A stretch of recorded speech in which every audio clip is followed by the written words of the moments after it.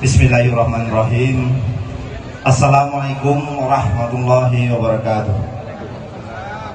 Alhamdulillahirabbil alamin wassalatu wassalamu ala mursalin wa ala sahbihi rasulillah ajma'in amma ba'd. Yang hormati para ulama, para ustadz, para buya, para pengasuh pesantren dan seluruh para undangan yang hadir di acara yang sangat bahagia ini, sangat baik di Pondok Pesantren Buya Junaidi, dan kita syukuri kepada Allah SWT.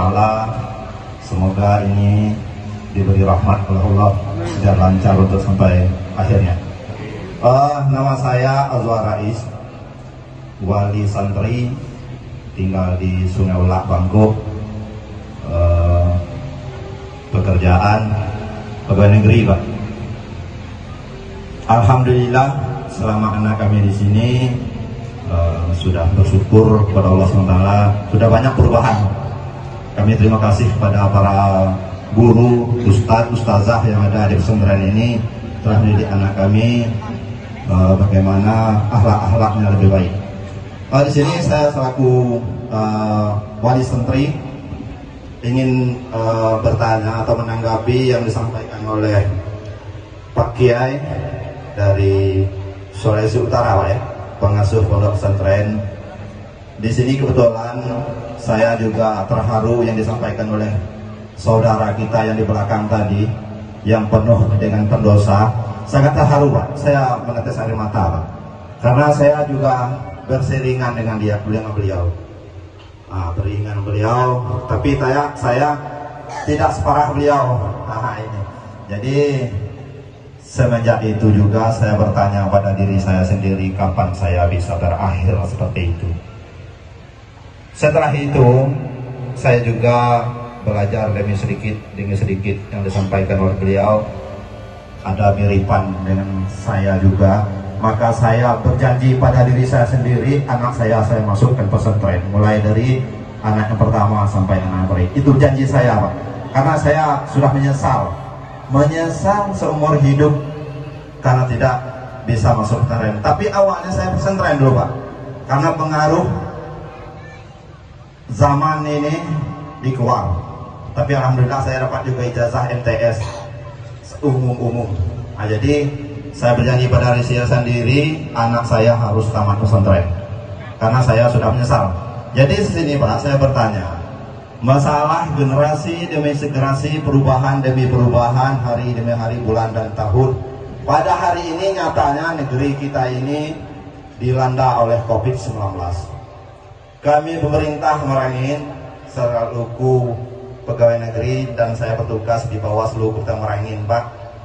Pilkada kemarin untuk Provinsi Jambi, yaitu pilkada gubernur, kami sangat kesulitan tentang ini. Kami ditugaskan untuk mengawasi di lapangan, tapi kami tidak boleh berkumpul. Bagaimana caranya itu? Itu banyak daring. Kita mengawasi di lapangan, tapi daring. Tidak boleh beradaptasi dengan masyarakat. Ini kecelakaan bagi saya.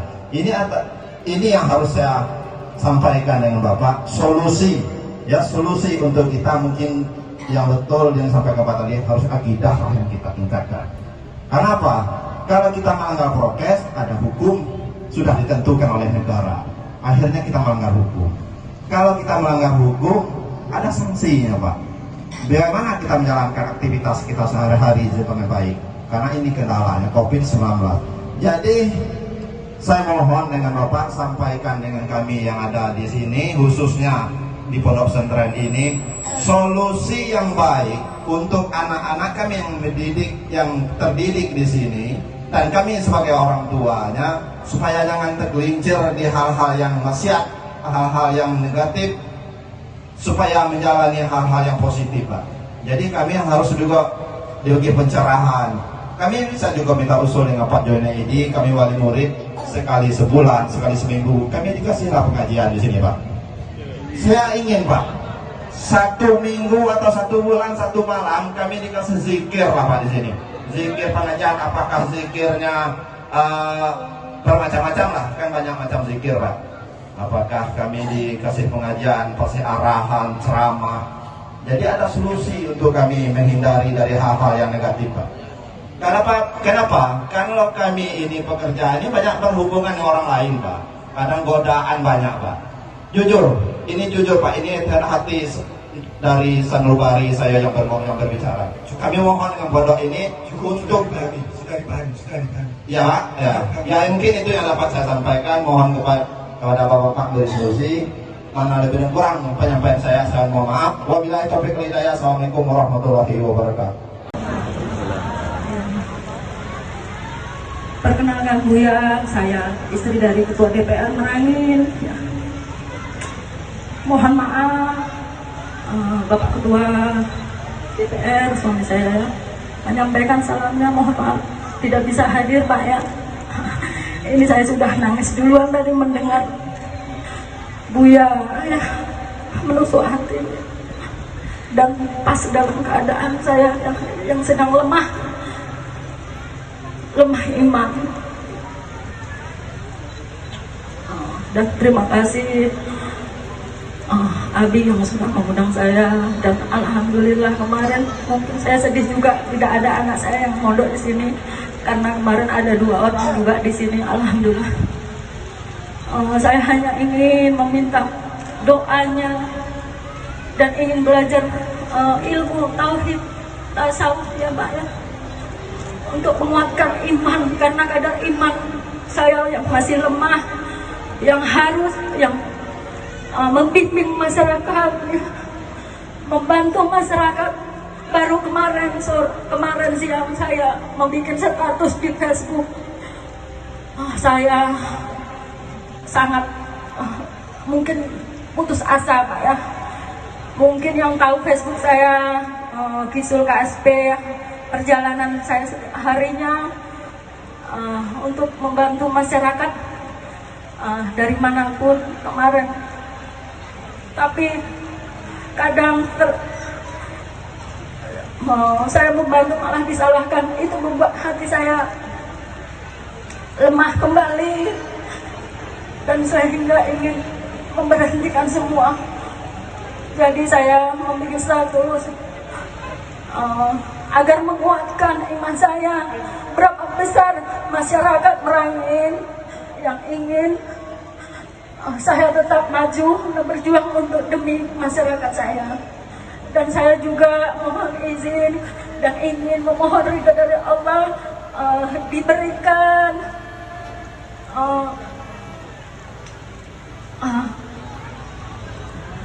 bapak-bapak ini ya, orang-orang yang beragama, yang berilmu, khususnya Buya, Ustadz, ingin mendoakan saya. Kemarin sudah saya sampaikan kepada Abi, mohon izin bawa ke rumah Dina. Saya ingin didoakan setiap ada ini Buya Ustadz dari manapun.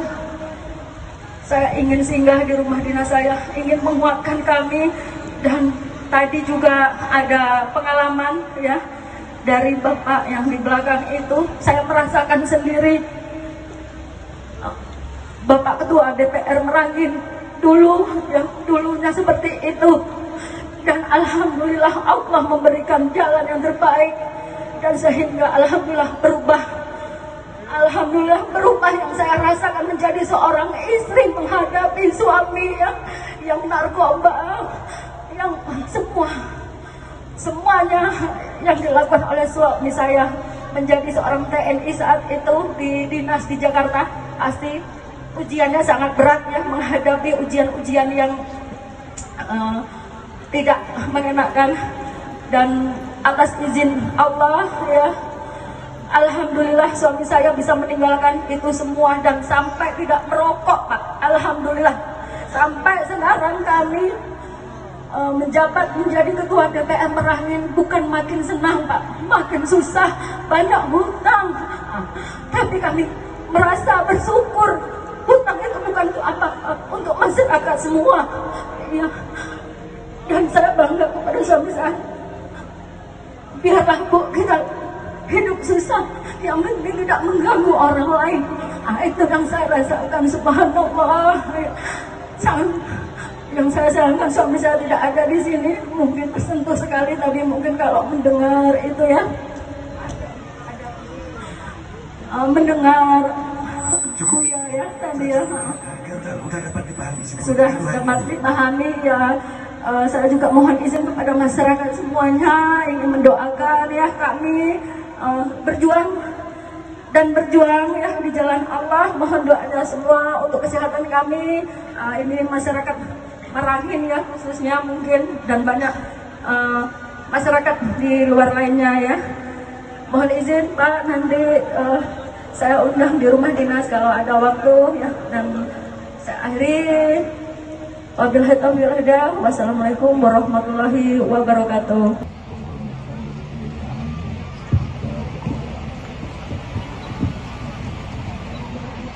Mulia Rabbi Arwahina Abuya Syekh Yahdan Al-Khalidi, Yang Mulia Raisul Ma'had Darul Ikhlas di Tunedi, dan seluruh asatidz dan talamis yang ada di tempat yang mubarakah ini, dan kepada Bapak dari Kementerian Agama, kita dapat bersama-sama kita di tempat yang mubarakah ini, tokoh-tokoh agama, tokoh masyarakat, hadirin hadirat yang dirahmati Allah. Pertama-tama kami rasa bersyukur kita dapat berada di pondok ini. Kami dari Majelis Pengkajian Tauhid Tasawuf, di mana pengkajian ini digagas oleh murabi kami Abuya Syekh Yahdan Al-Khalidi. Kalau kami asal dari Manado, kalau Aceh disebut dengan Serambi Mekah, tapi kalau Manado Serambi Eropa nampaknya ya, karena kalau mungkin bapak-bapak atau ibu-ibu pernah ke Manado, itu kita telah disambut oleh patung yang dibikin oleh mereka, dan hampir tidak terlihat masjid. Sepanjang mulai dari bandara itu sampai ke pusat kotanya tidak ada terlihat masjid. Itulah kondisi tempat kami. Dan alhamdulillah dengan kasih sayang Abuya Syekh Yahdan Al-Khalidi, beliau mau datang ke tempat kami dan mengajak kami untuk supaya dapat mengikuti ajaran ketauhid dan ketasawufan ini. Jamaah sekalian yang dirahmati Allah, tauhid tasawuf adalah bahagian daripada rukun agama. Kita tahu bersama rukun agama itu ada berapa? 13. Rukun agama 13. Rukun Islam ada berapa? 5. Rukun iman 6. Jumlahnya 11. Rukun ihsannya 2. Jadi 13. Bukan cuma rukun salat saja 13. Rukun agama juga adalah 3. Islam, iman, dan ihsan. Kita kadangkala sering mendengar, mari kita tingkatkan iman dan Islam. Dengan apa kita tingkatkan kualitas keimanan dan keislaman? Kita berakidah Ahlus Sunnah wal Jamaah. Kita kadangkala senantiasa menggembar-gemburkan akidahnya akidah Ahlus Sunnah wal Jamaah. Tapi bagaimana bisa mempertahankan akidah Ahlus Sunnah wal Jamaah kalau cuma sekedar sebatas pengetahuan? Cobalah seperti ibu tadi sangat luar biasa. Bukan berarti kita ini tidak tahu tentang mana halal, mana haram. Kita sudah paham semua. Namanya orang Islam pasti tahu siapa Tuhannya, sifat-sifat Allah itu sudah di luar kepala, bahkan menjadi nyanyian. Ya kan, wujud, kita, bakal dan seterusnya. Baik kita itu sudah umum ya, umum mengetahui tentang Allah dan sifat Allah, mengetahui Rasul dan sifat Rasul. Dan juga kita ini umumnya tahu tentang mana kewajiban, mana yang halal, mana yang haram, mana perintah. Tapi tadi anak-anak katakan tadi, anak-anak santri, rupanya yang terjadi di pemerintah lebih banyak korupsi. Bukan cuma di pemerintah, pada diri kita masing-masing juga banyak hal yang melanggar atau aturan agama. Apakah tidak tahu? Tahu. Tetapi rupanya bapak-bapak ibu, tahu itu, pengetahuan tidak dapat menjawab dekadensi sebab moral. Kerusakan ini bukan di luar, kerusakan yang terjadi pada umat Islam itu sebenarnya dari dalam dirinya. Jadi kerusakan ini bagaimana bisa mengobati COVID yang seperti tadi kata Abul Muslim tadi, congkak, fitnah, iri, dengki. Tidak bisa dengan ilmu mengobatinya. Mungkin kalau COVID-19 sekarang sudah ada vaksin, tapi COVID di hati ini bagaimana bisa? Tidak cukup dengan ilmu dan hafalan. Maka inilah maknanya tauhid tasawuf. Tauhid artinya Allah yang dimaksudkan dengan pengertian tauhid tasawuf, nur Allah yaqzifullah fi qalbi, yang Allah limpahkan ke dalam hati, di mana hati orang yang bertasawuf. Yang dimaksudkan dengan tasawuf adalah orang yang senantiasa kemauan, ingatan atau wajah hatinya senantiasa menghadap wajhtu wajhiya, itu yang dimaksud dengan tasawuf. Orang yang senantiasa selalu menghadapkan hatinya pada Allah, itu yang dimaksud dengan tasawuf, atau yang diistilahkan dengan tarekat. Apabila hati kita senantiasa selalu terpaut pada Allah, maka akan dilimpahkan. Afaman syarrahallahu sadrah fahuwa ala nurin min rabbih. Kalau dada kita senantiasa selalu menghadap Allah, maka lapang, artinya mutmain, maka Allah akan limpahkan asrar wal anwar di dalam hati. Asrar dan anwar inilah yang memadamkan kejelekan daripada nafsu kita. Nafsu kita tidak bisa padam dengan ini, tetapi nur Allah harus ada pada batin kita agar supaya sifat hawa daripada nafsu itu bisa terperbaiki. Inilah maknanya, sehingga perlu diangkat ajaran ihsan atau yang diistilahkan oleh guru kami, yaitu ajaran tauhid tasawuf. Di tauhid tasawuf ini adalah bahagian daripada atau merupakan penjabaran daripada makna ihsan, anta'budallah ka'annaka tara. Satu rukun yang kedua, illam takun tara fa innahu yaraka. Kalau kita lihat dalam tafsir, pemaknaan atau pengertian daripada ka'annaka dan fa innahu yarak itu dua maknanya. Pertama musyahadah, yang kedua muraqabah. Maka rukun ihsan itu musyahadah dan muraqabah. Ini kan sudah mulai jarang karena ini tidak sering dibicarakan, sehingga kita seolah-olah tahu bahwa agama ini cuma Islam iman, padahal ada ihsan, dan justru ihsan itulah untuk dapat menyempurnakan iman kita, dapat menguatkan akidah kita. Dengan ihsan itu dapat membersihkan amal Islam.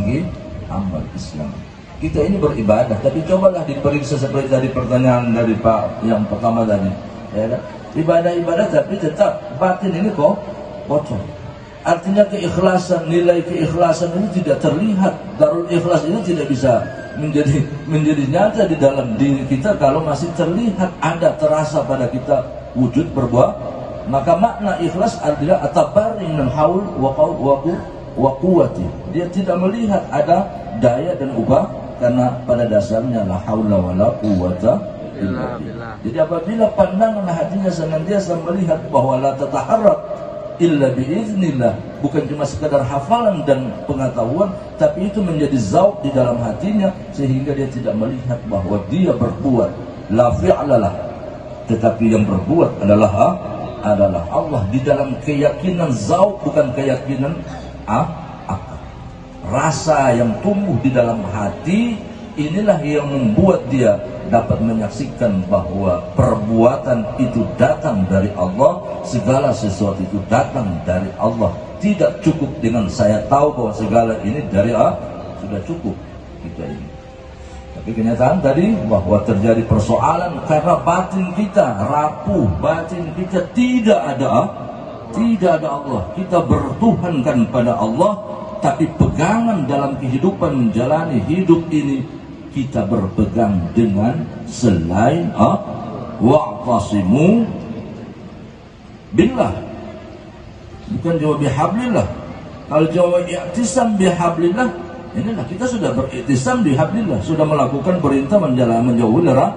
Tetapi harusnya setelah kita i'tisam bihablillah, wa'tasimu billahi huwa maulakum, berpegang kamu dengan Allah, dengan pengertian saunul iradah qabdan, senantiasa dia menggenggam kemauannya hanya pada itulah wajib. Maka kita bertarekah dan mencari guru yang ahli, atau yang dimaksud dengan mursyid.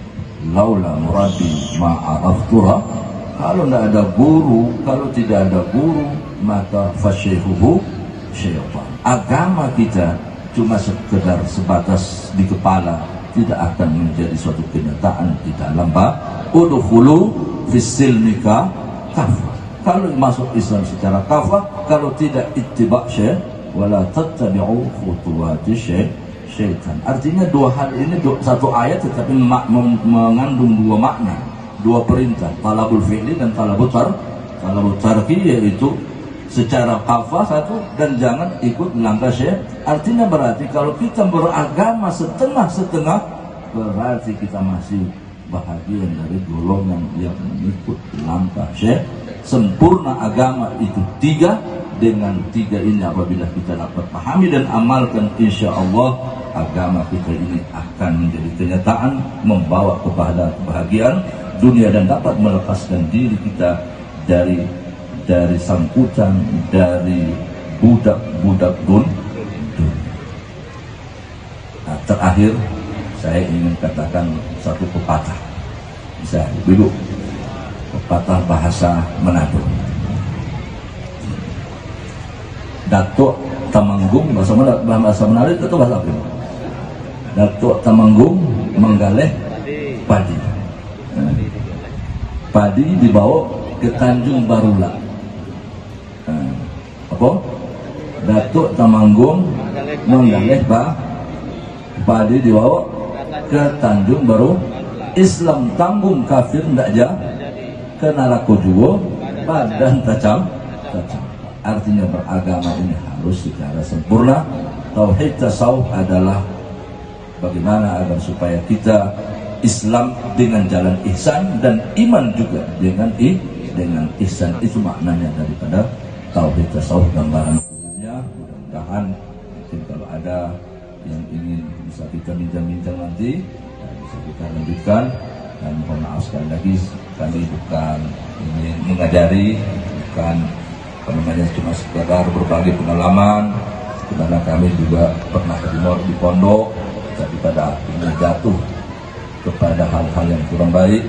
Dan alhamdulillah dengan berkah bimbingan daripada guru ayah rohani kami Abuya, sehingga mulailah adalah sedikit rasa di dalam beragama ini, kemanusiaan di dalam beragama.